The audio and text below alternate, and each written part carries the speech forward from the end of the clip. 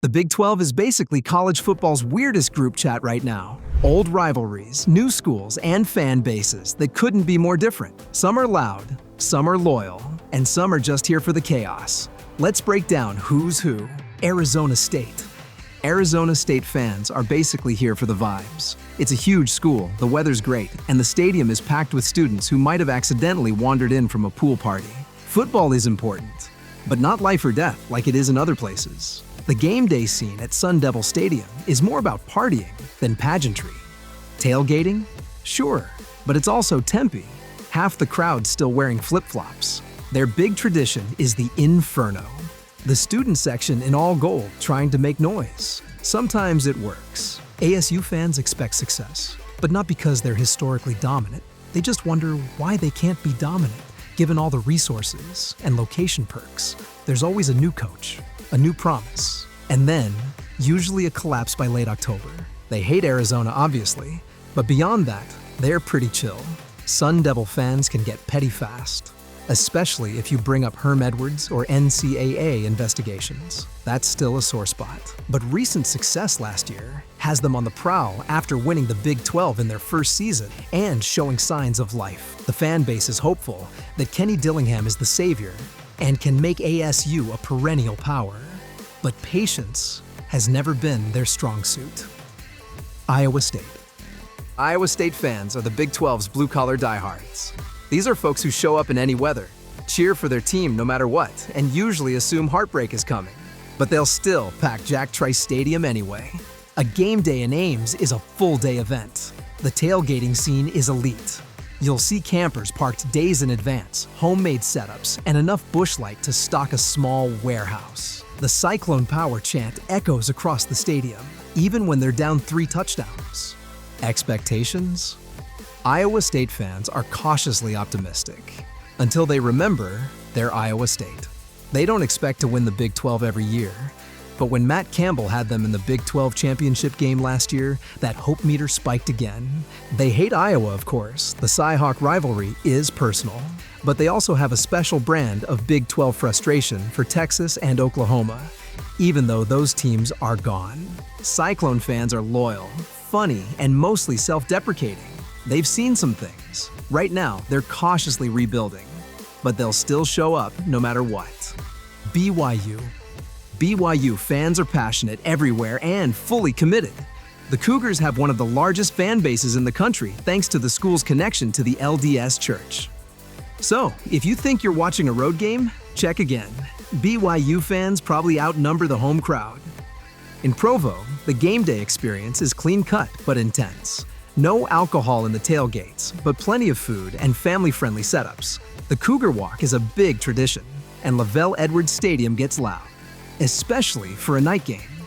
BYU fans believe their program should be elite because they've seen it before. The 1984 national title still gets mentioned a lot, and there's always a sense that if they can just get back to the right formula, they'll run the table again. Their main rival is Utah. The Holy War is a full-on grudge match, and BYU fans are still mad about losing 9 straight from 2010 to 2020. BYU fans are everywhere, sometimes polite, sometimes feisty, but always showing up to defend their school. Right now, they're adjusting to life in the Big 12, but believe they belong. Colorado. Colorado fans used to be the cool kids of college football. Back in the 90s, they had a national title, big-time swagger, and games at Folsom Field felt like the center of the universe. Then came a couple decades of irrelevance, bad hires, and empty seats. But now, it's the Deion Sanders show. Coach Prime flipped the switch in 2023, and suddenly Colorado fans went from checked out to all in. The spring game sold out, celebrity guests on the sideline, Buffalo's gear everywhere again. Game day in Boulder is unique because of the setting. Folsom Field is literally at the foot of the Rockies. The Ralphie Run, where a live buffalo charges across the field, is one of the coolest traditions in college football. Colorado fans have high expectations now, but let's be honest, it's been a while since they had something to really brag about. They hate Nebraska like it's still 1995. And there's a weird lingering thing with CSU too. Buffs fans are back and happy to tell you about it. Some of them are delusional about immediate championships, but most are just happy to be relevant again. If you're enjoying this breakdown of Big 12 fans, hit that like button and subscribe. We've got plenty more college football videos coming, so don't miss out. Houston. Houston fans are complicated. It's a commuter school city, so sometimes the fan base feels scattered. But when the team is good, they absolutely show up. The city of Houston has so many transplants that it's hard to dominate the sports scene. But Houston fans are diehards when things get rolling. Tailgating at Space City Financial Stadium, the new name for 2025, is solid. But the game day vibe depends on how good the team is. When they're winning, it feels like a big-time party. When they're not, it's half full and folks are watching the Astros or Texans instead. Expectations were sky high after the 2015 season when Tom Herman had them in a New Year's Six bowl, beating Florida State. Since then, it's been a lot of frustration. They think they should dominate the new Big 12, but the transition hasn't been easy. Their biggest rivalry is with Rice, technically. But honestly, most Houston fans barely care. They really just hate being overlooked by the bigger Texas schools. Houston fans are not afraid to stir things up. They love to remind everyone about the 2016 win over Oklahoma. Right now, they're in prove-it mode. New coach, new era, and a fan base that wants to matter. Now, UCF fans are basically the new kids on the block with a massive chip on their shoulder. They've got one of the biggest student bodies in the country, and they're tired of hearing about blue bloods. Their whole thing is, why not us? The bounce house is exactly what it sounds like.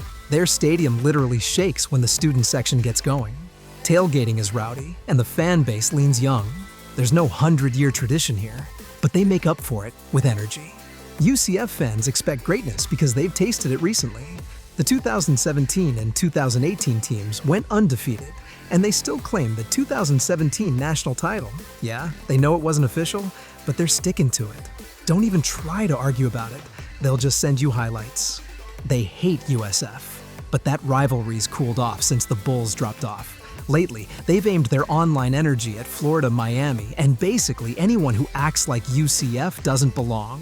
Right now, they're fired up about Big 12 life and ready to prove they're not just that AAC team that had a good run. Utah. Utah fans are serious about their football, but they're also used to being overlooked. They started out as the scrappy underdog from the Mountain West, but after back-to-back Pac-12 titles in 2021 and 2022, but then they're no underdog anymore. Game days at Rice-Eccles Stadium are all about defense and cold weather. The mighty Utah student section, brings the noise, and you'll see red everywhere. Tailgating's solid, but the fan base is more focused on the game itself than pre-game partying. Expectations? Utah fans are confident, but not delusional. They know they're not Alabama, but they also know they can beat almost anybody. They've done it before. They'll remind you they beat Alabama in the Sugar Bowl in 2008, and that Urban Meyer started his legend there. They hate BYU more than anyone. The Holy War is personal. Both sides circle that date the second the schedule drops. Utah fans are smart, petty, and love to correct national media when they get facts wrong about the program. Right now, after entering the Big 12, they are feeling like they should be the new alpha, and they're ready to back it up. Oklahoma State. Oklahoma State fans have lived in Oklahoma's shadow for decades, and they're sick of it. They're like the little brother who finally hit the gym and started winning, but still has to hear about Big Bro every Thanksgiving. Boone Pickens Stadium is one of the loudest spots in the Big 12 when things are rolling. They've got the paddle people banging the walls, Orange Power chants echoing across Stillwater, and the atmosphere's legit, especially for night games. Cowboy fans expect to win 8 to 10 games a year. They know Mike Gundy is good for that most seasons, but the goal is always to break through. They came this close in 2021, literally 1 yard short of winning the Big 12 championship game. Their main rival is obviously Oklahoma, but Bedlam is complicated since OU has left for the SEC. There's also low-key beef with Texas Tech and Baylor, but it's not the same. Oklahoma State fans are passionate and often underrated in the national conversation. Right now, they're in a good spot, still competitive, still dangerous, and just fine being the Big 12's consistent chaos agent. Baylor. Baylor fans are used to being doubted, and honestly, sometimes they like it that way. For years, they were the underdog private school in Texas that nobody really worried about. Then Art Briles turned them into an offensive machine in the 2010s. And suddenly, they were winning big. McLean Stadium is beautiful, sitting right on the Brazos River, but it doesn't always fill up the way you'd expect for a program with recent success. The tailgating scene is quieter compared to places like Oklahoma State or Iowa State. It's more of a family crowd, but when things get intense, they show up loud. Baylor fans expect to compete for the Big 12 title every few years, but they're also realistic. The 2021 team that won the Sugar Bowl is still fresh in their minds, but they've seen enough ups and downs to keep the expectations tempered. Their main rival is TCU, and the hate runs deep. The rivalry might not get national attention, but it's nasty locally. Baylor fans are defensive, especially when people bring up scandals from the Briles era. They'll remind you that Dave Aranda is building things the right way now. Right now, they're cautiously optimistic, but after a few recent setbacks, they know it's time to bounce back. West Virginia. West Virginia fans are some of the most passionate and sometimes most chaotic fans in the Big 12. They're isolated from the rest of the league geographically, but that just makes them louder about representing the state. Game days in Morgantown are wild. Tailgating starts early, ends late, and usually involves moonshine or something close to it. The Country Road sing-along after games is one of college football's best traditions. Win or lose, the whole stadium stays to belt it out. Expectations? West Virginia fans are realistic, but they also want to be back in the mix. They had that taste of greatness with Pat White, Steve Slayton, and the 2007 Fiesta Bowl win over Oklahoma, and they haven't forgotten it. They hate Pitt, no question. The Backyard Brawl is one of the nastiest rivalries in college football, but they've also developed new Big 12 frustrations, mostly because of travel and late-night kickoffs. Mountaineer fans are loud, proud, and always ready to argue. They are still frustrated with Rich Rodriguez leaving for Michigan in 2007 and the lack of consistent success they have seen since. Right now, they're in wait-and-see mode with Neil Brown. The fan base is loyal, but patience is running thin. They want West Virginia football back in the national conversation. Badly. Cincinnati. Cincinnati fans are still adjusting to life in a power conference.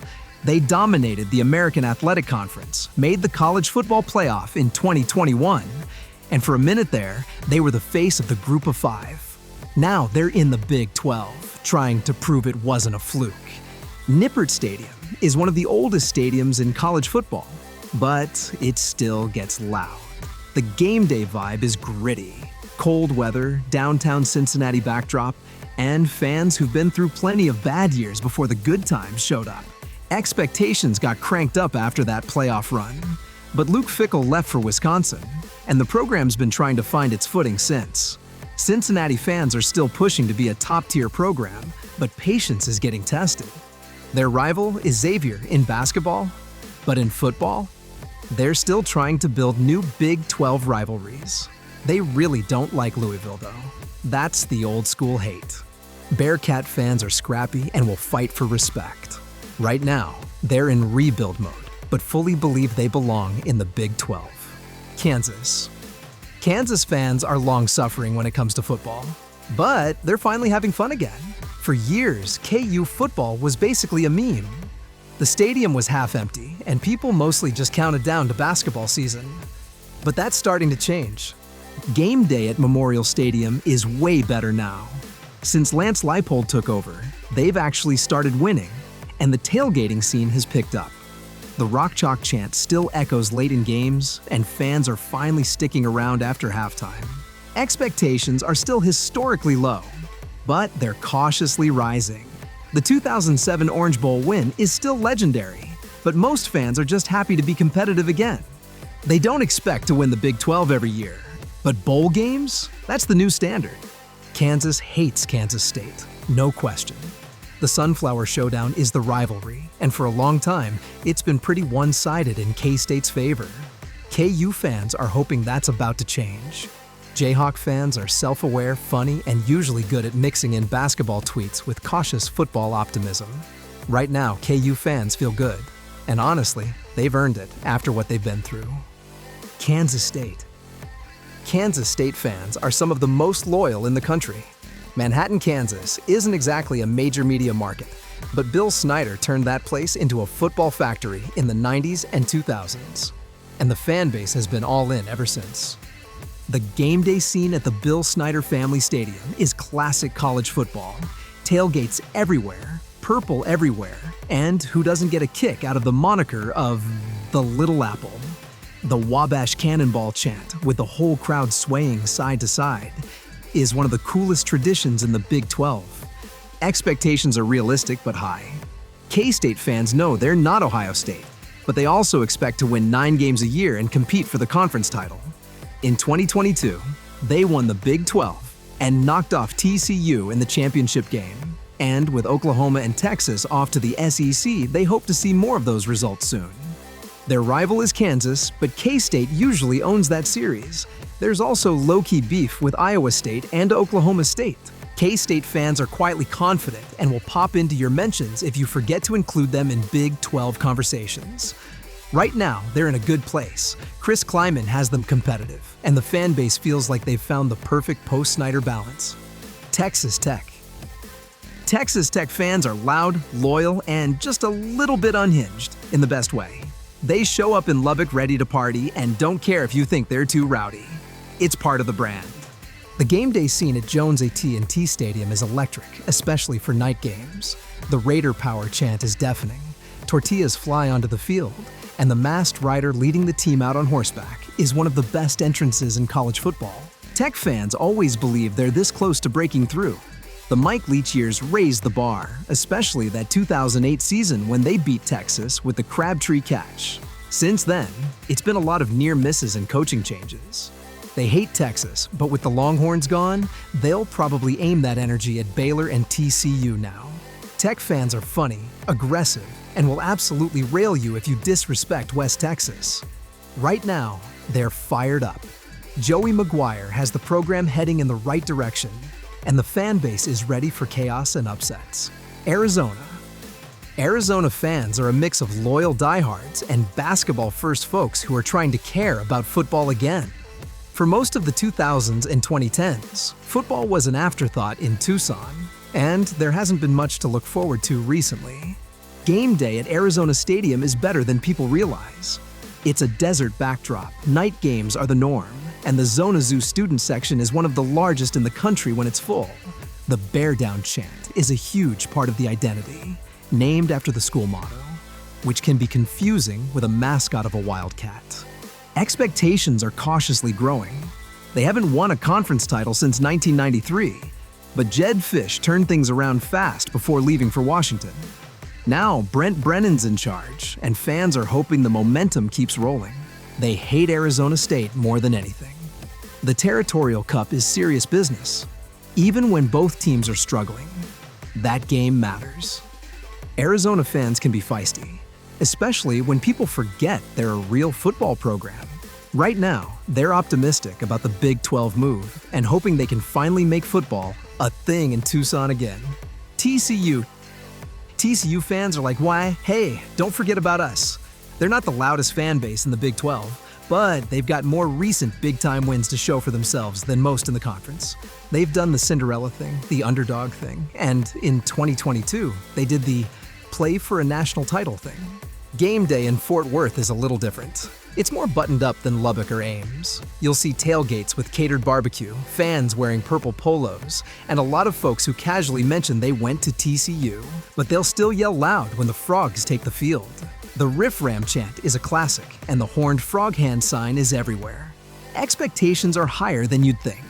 TCU fans don't see themselves as a mid-tier program. After the Rose Bowl win in 2010 and the playoff run in 2022, they believe they should be in the mix for championships, at least every few years.